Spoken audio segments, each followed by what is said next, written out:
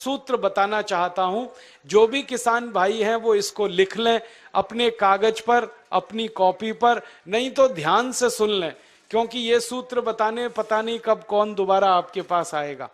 ये सूत्र वो है जो खेती में उत्पादन तो ज्यादा देगा और खर्चा आपका पूरा घटा देगा। यूरिया का एक दाना डालना नहीं पड़ेगा और बहुत अच्छी फसल आपकी पैदा होगी। क्या करना है? गोबर डालना है, गाय का हो या बैल का हो या भैंस का हो। कितना गोबर डालना है और कैसे डालना है? अभी कई बार हम गोबर डालते हैं तो क्या करते हैं, गोबर को इकट्ठा करते हैं, एक खड्डे में भरते जाते हैं, वो सूखता रहता है, फिर जब सूख जाता है तो उठाकर खेत में डाल देते हैं। ये सूखा हुआ गोबर मत डालो, इससे कोई फायदा नहीं है। गोबर अगर खेत में डालना है तो गीला डालो, वो सबसे ज्यादा फायदा करता है। ऐसे में एक बात समझाऊं आपको, मैं आपको एक सूखी रोटी दूं खाने के लिए, आप जल्दी नहीं खा पाएंगे, और उसी रोटी को दूध में डाल के दे दूं, फटाफट खा लेंगे। एक सूखी रोटी दे दूं, नहीं खा पाएंगे, दाल में डाल के दे दूं, जल्दी खा लेंगे। गीली चीज जल्दी हजम होती है, मिट्टी को भी और शरीर को भी। तो खेत की मिट्टी में गोबर डालो तो गीला करके डालो। आप बोलेंगे कैसे करना है? 1 एकड़ खेत अगर हमारे पास है मान लो, तो 1 एकड़ खेत के लिए 15 किलो गोबर चाहिए, गाय का या बैल का या भैंस का। अब 15 किलो गोबर चाहिए और 15 लीटर मूत्र चाहिए, गाय का या तो बैल का या तो भैंस का। अब आप कहोगे गोबर इकट्ठा करना तो आसान है, मूत्र कैसे इकट्ठा करें? मूत्र इकट्ठा करना भी आसान। गाय बैल भैंस जब मूत्र देते हैं ना तो उसका समय एकदम पक्का है।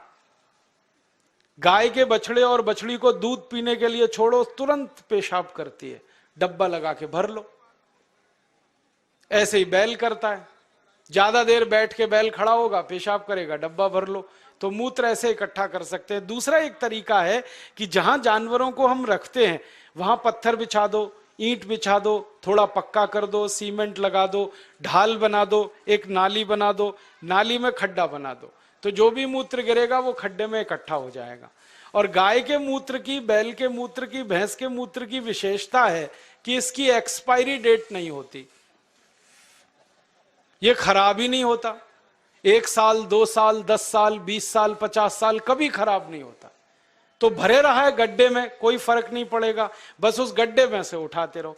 15 किलो गोबर, 15 लीटर मूत्र, दोनों को मिला लो, हाथ से ही मिला लो। एक प्लास्टिक का ड्रम ले लो, उसमें मिला लो। मिलाने के बाद इसमें 1 किलो गुड़ डाल दो, गुड़।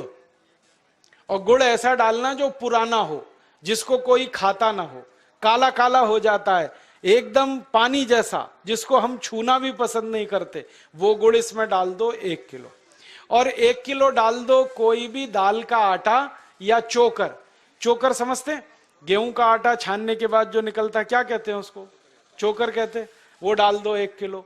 या अगर सस्ती दाल हो घर में उत्पादन की हुई तो उसको पीस के 1 किलो डाल दो। तो 1 किलो चोकर या 1 किलो दाल का आटा।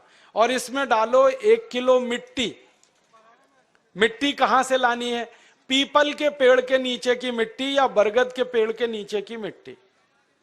तो 1 किलो मिट्टी, 1 किलो दाल का आटा, 1 किलो गुड़, 15 लीटर मूत्र, 15 किलो गोबर, ये 5 चीजें एक ड्रम में मिला दो। मिलाने के बाद 15 दिन इस ड्रम को छांव में रखो, धूप में मत रखना, छांव में, पेड़ के नीचे रख दो।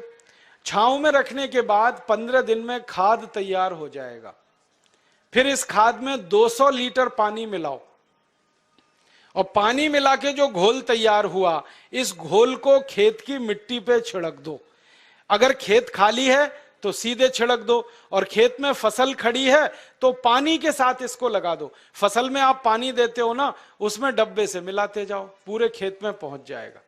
अब ये खाद गोबर, गोमूत्र, दाल का आटा, गुड़ और मिट्टी वाला जो तैयार होता है ना, ये यूरिया से 6 गुना ज्यादा ताकतवर है। हमने इसकी प्रयोगशाला में जांच कराई तो यूरिया डीएपी में जितनी ताकत है मिट्टी को देने के लिए, उससे 6 गुनी ज्यादा ताकत इसमें है। इसलिए इससे उत्पादन ज्यादा आता है। और इस खाद को हर 21 दिन में खेत में डालते जाओ। हर 21 दिन में अगर आपने डाला तो पूरे साल की एक साइकिल बन जाती है। जैसे 3 महीने की फसल है तो 4 बार डलेगा, 4 महीने की फसल है 5 बार डल जाएगा, 6 महीने की फसल है 7 बार डल जाएगा। हर 21 दिन पर यह खाद डालते जाओ।